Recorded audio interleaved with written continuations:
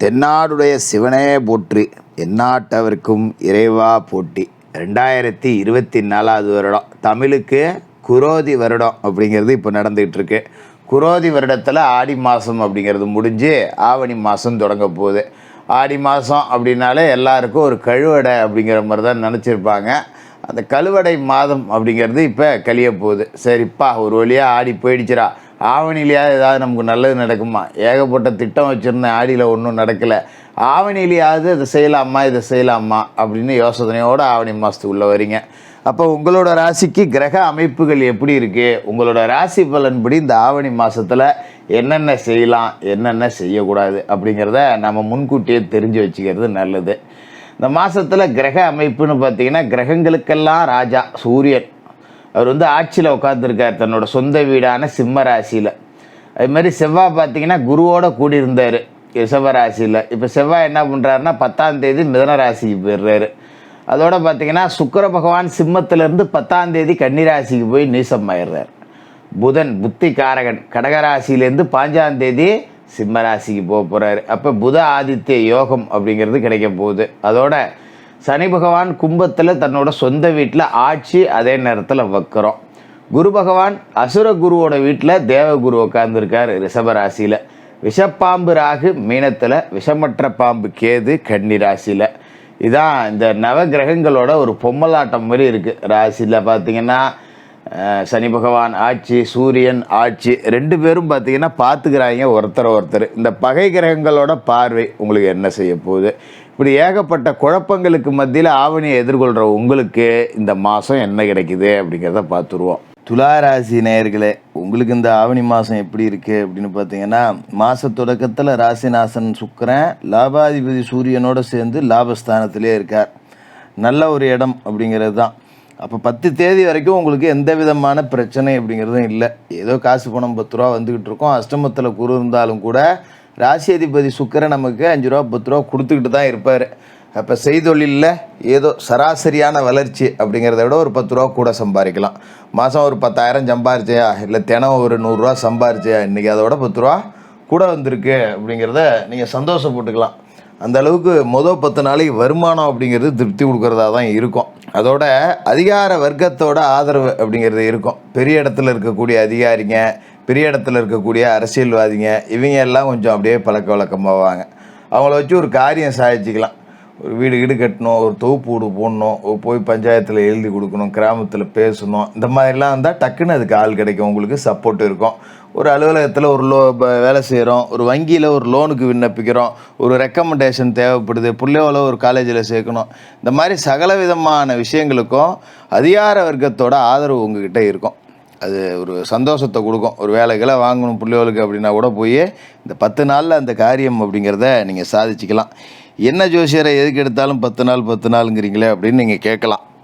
இந்த மாதம் 10ஆம் தேதி ராசி அதிபதி நீசம் அடைய போகிறார். ராசிக்கு அதிபதி நீசமாகறாருன்னா பலம் இழந்து போகிறாருன்னு அர்த்தம். அப்போ நமக்கே பலங்கிறது குறையுது அப்படின்னு தான் அர்த்தம். அதுக்கு முக்கியமாக பார்க்க வேண்டியது என்ன அப்படின்னாக்க, சனி சூரியன் பார்வை அப்படிங்கிறது. அதாவது ராசிக்கு லாபஸ்தானமான சிம்ம ராசியில் கிரகங்களோட ராஜா சூரியன் இருக்கார். கும்பத்தில் ஆட்சியில் இருக்கிற சனீஸ்வரன் அவரை பார்க்குறாரு, இவர் அவரை பார்க்குறாரு. 2 பேருக்குமே ஒருத்தருக்கு ஒருத்தர் ஆகாது. உங்களோட ராசியை பொறுத்த வரைக்கும் லாபஸ்தானத்துக்கு அதிபதி சூரியன், 4ஆம் இடத்துக்கும் 5ஆம் இடத்துக்கும் அதிபதி சனி. இவர் வக்கரம் அடைஞ்சிருக்கார் அப்படிங்கிறது கொஞ்சம் குடும்ப சுமை அப்படிங்கிறது நமக்கு கூடுதலாக தான் கொடுக்கும். எதையுமே பார்த்தீங்கன்னா ஒரு கொள்கை பிடிப்போடு நம்மளால் நடந்துக்க முடியாது. இதை நான் செய்ய மாட்டேன் அப்படின்னு சில விஷயங்கள்லாம் செஞ்சுருப்போம் பார்த்தீங்களா.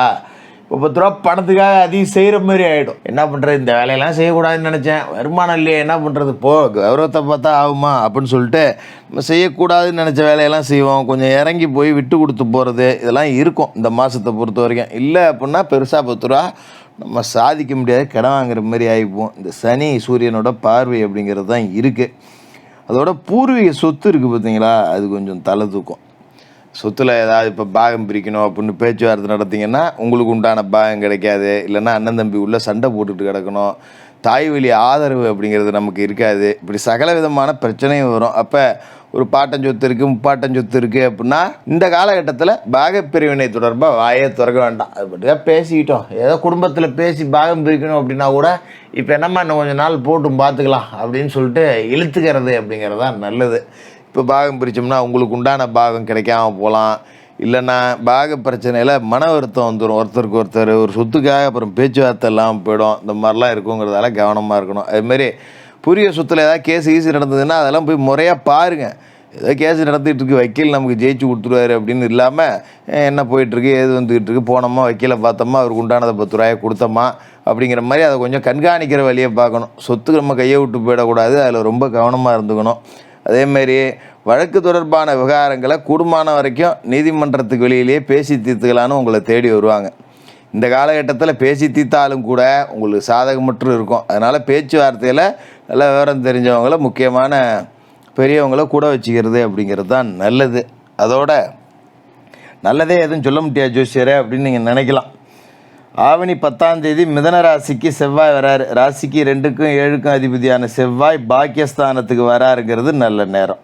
அதாவது 10ஆம் தேதியிலே பாக்கியஸ்தானத்துக்கு வரார் அப்படிங்கிறது யோகம்தான். பொருளாதாரத்தில் நிறைவு இருக்கும். புனித பயணங்கள் அப்படிங்கிறது கூடுதலாகவே இருக்கும்.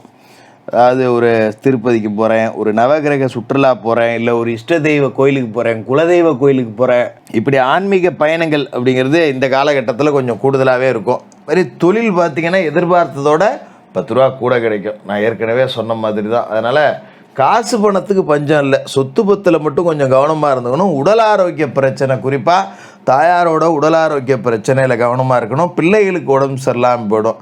என்ன காரணம்னா 4க்கும் 5க்கும் அதிபதியான சனி வந்து வக்கரம், அவரை சூரியன் பார்க்குறாரு, சூரியனை அவர் பார்க்குறாரு. அப்படிங்கிறப்ப இந்த 4ஆம் இடம் 5ஆம் இடம் அப்படிங்கிறது கொஞ்சம் பாதிக்கப்படும். 4ஆம் இடம் தயாரை குறிக்கக்கூடியது, 5ஆம் இடம் பூர்வ புண்ணியம் சொத்துக்களை குறிக்கும், பிள்ளைகளை குறிக்கக்கூடிய இடம் அப்படிங்கிறதால இதெல்லாம் கொஞ்சம் கவனமாக இருக்கணும். அதேமாரி ஆவணி 15ஆம் தேதி சிம்ம ராசிக்கு புதன் வரார். 9க்கும் 12க்கும் அதிபதியான புதன் லாபத்துக்கு வரார். அப்பா இன்னொரு நல்லது நடக்குதுப்பா.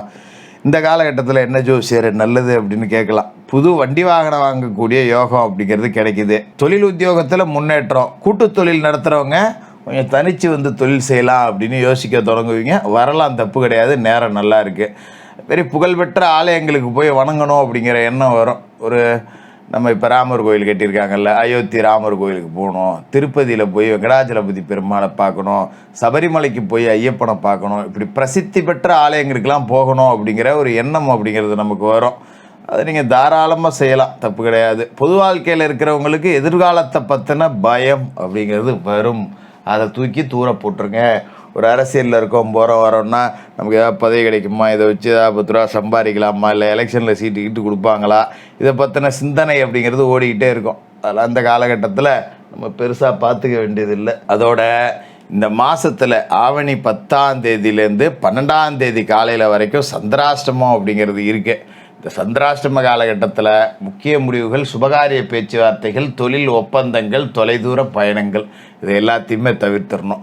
ஒரு முக்கியமான விசேஷம் இந்த நாளில் தான் வருது ஜோசியரை, நான் என்ன பண்ணுறது, வெளியூர் போய் தான் ஆகணும் அப்படின்னா கூடுமான வரைக்கும் தனிமையில் பயணம் செய்யக்கூடாது, இரவு நேரத்தில் பயணம் செய்யக்கூடாது. வழிபாதை விநாயகருக்கு ஒரு சிதறுகாயை உடைச்சிட்டு, அது என்ன விநாயகர், அது என்ன ஜோசியரை வழிபாதை விநாயகர்னு கேள்வி கேட்கலாம். போகிற வழியில் முதல்ல எந்த விநாயகர் ஆலயம் இருக்கோ அதுக்கு ஒரு சிதறு தேங்காயை உடைச்சிட்டு ஒரு கற்பூரத்தை ஏற்றி வணங்கிட்டு அதன் பிறகு பயணம் செய்கிறதுங்கிறது நல்லது. அதோட வியாழக்கிழமையில் குரு பகவானுக்கு நெய் தீபம் ஏற்றணும். மஞ்சள் நிற சாதத்தை நெய்வேத்தியமாக படைக்கலாம். ஒரு எலுமிச்சை சாதமோ புளி சாதமோ குரு பகவானுக்கு நெய்வேத்தியமாக படைச்சிட்டு, ஆதரவற்ற பிள்ளைகள் படிக்கக்கூடிய பள்ளிக்கூடத்தில் போய் உங்களால் முடிஞ்ச ஒரு நோட்டு புத்தகம், பேனா, பென்சில், ஏதோ உங்களால் முடிஞ்ச உதவிகள் அப்படிங்கிறத செஞ்சுட்டு வாங்க. ஆவணி நல்லாயிருக்கும். துலா ராசிக்காரர்களுக்கு வாழ்த்துக்கள்.